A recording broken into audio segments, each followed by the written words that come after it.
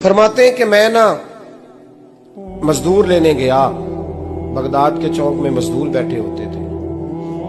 तो मेरी उन मजदूरों में से ना एक नौजवान बच्चे पे नजर पड़ी।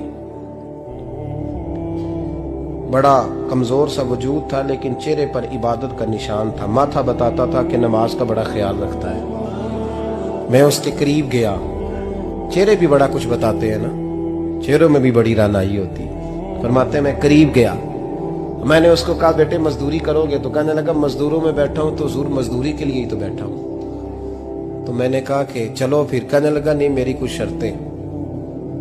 मैंने कहा बताओ। कहने लगा पहली शर्त यह है कि लोग 4 दिनार दिहाड़ी लेते हैं, मैं 3 दिनार लूंगा। मैंने कहा यार भाई तो बड़ी बेहतरीन है, बाकी भी इस तरह की रख ले।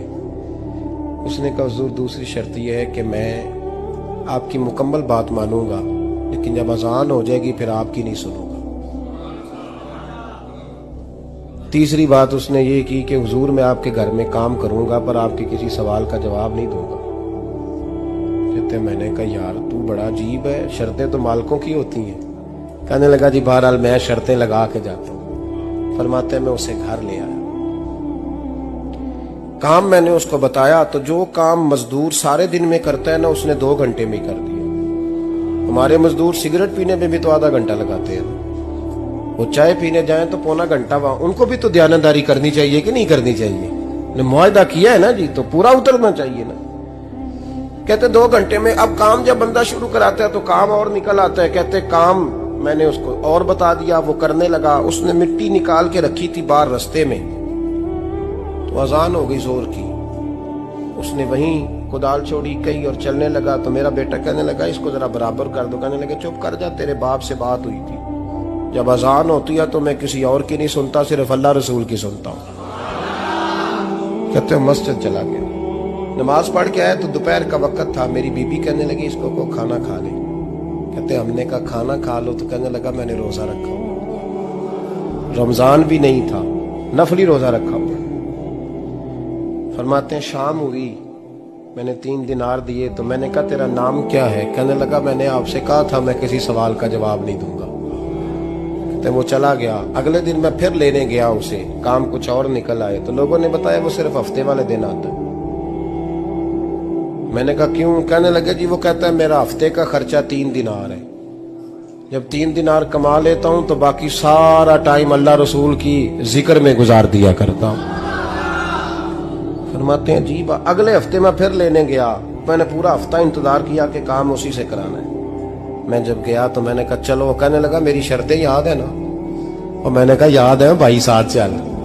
फरमाते हैं काम कराया। 2-3 हफ्ते वो आता रहा। 1 हफ्ते में गया तो लोगों ने कहा हुजूर आज नहीं आया। क्यों? कहने लगे बीमार हो गए। कहाँ घर है? कहने लगे बगदाद के कब्रिस्तान के पीछे जो कच्ची आबादी है उसमें रहता है। फरमाते मैं गया, दरवाजे पे दस्तक दी तो कहने लगा हुजूर आप हैं? दरवाजा खुला है, आ जाइए। फरमाते हैं मैं अंदर गया तो मैंने कहा तुम्हें कैसे पता चला मैं आया हूं? कहने लगा हुजूर अल्लाह वाले हो, आप नहीं आना था, वरना अमीर तो गरीबों का पता लेने कोई नहीं आते। कहते मैं करीब गया तो कहने लगा मैं आपका इंतजार कर रहा था, तेज बुखार है, तप रहा। जेब से कुछ पैसे निकाले। कहने लगा ये पैसे रखने। एक अंगूठी निकाली।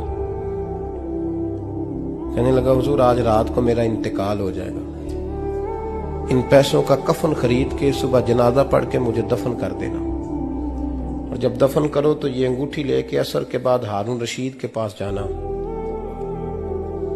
आप उसे कहना मैंने मिलना है पर वो आपको टाइम नहीं देगा। आप उसको आवाज दीजिएगा कि तेरी एक अमानत है मेरे पास। फिर वो आपसे मिलेगा तो अंगूठी दे दे, फिर आप मेरी तरफ से फारिग हैं। हजरत फरमाने लगे तेरा नाम? और कहने लगा हुजूर वक्त थोड़ा है,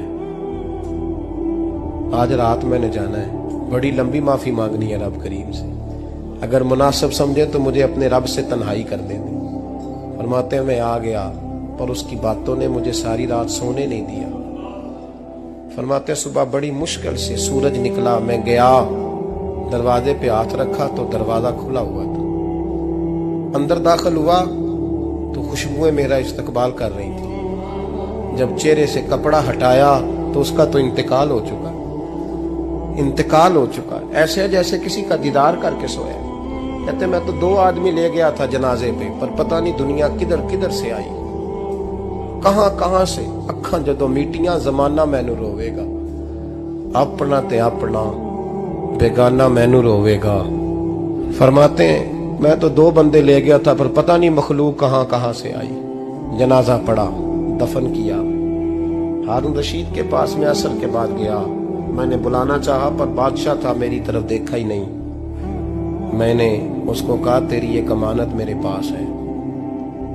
फरमाते हैं मुझे कोने पे ले गया, क्या बात है, कमरे में बुलाया, मैंने अंगूठी दी। हारून रशीद तो चीखे मारने लगा, कहने लगा अंगूठी वाला कहाँ है? मैंने कहा वो तो इंतकाल कर गया। कहने लगा मुझे कब्र पे ले चल। कहते मैं कब्र पे लाया तो वो लेट गया, तड़प के रोने लगा। मैंने कहा मेरा कलेजा फट जाएगा, ना उसने कुछ बताया ना तूने बताया, ये कौन था? तो हारून रशीद कहने लगा ये मेरा बेटा था। मैंने कहा तेरा बेटा और मजदूर? कहने लगा हुजूर ये हजरत दाऊद ताई के पास बैठा करता था, उनका मुरीद था।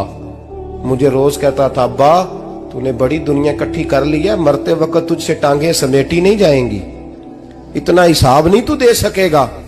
मैं इसको समझा देता, इसकी अम्मा समझा देती। ये रोज हमें कहता छोड़ दो, आ जाओ अल्लाह रसूल की बारगाह में झुक जाएं। हम समझ। एक दिन ये चला गया, कहने लगा फिर तुम्हारा रास्ता और है और मेरा रास्ता और है। ये सोने की अंगूठी गलती से इसके पास रह गई, गलती से हीरे की अंगूठी चली गई। कहने लगा देखो मेरे बेटे ने आज वो भी वापस कर दी है। फिर तड़प के कहने लगा हारून रशीद था तो ये मेरा बेटा, पर मेरा मुर्शद निकला, मेरा पीर निकला। भाई जिंदगी तो बड़ी थोड़ी है ना। बाबा साहब ने कहा था उठ फरीदा सुते आओ, और दाढ़ी आ गया पूर, अग्गा नेड़े आ गया, पिछा रह गया दूर। उठ फरीदा सुते आ, खलकत वेखन जा, मते कोई मिल जाई बख्शिया ते तू ही बख्शिया जा। उठ फरीदा सुते आ, झाड़ू दे मसीत, तू सुते रब जागदा, तेरी डाडे नाल परीत। मेरा रब हमें भी अपनी बारगाह में कबूल फरमा।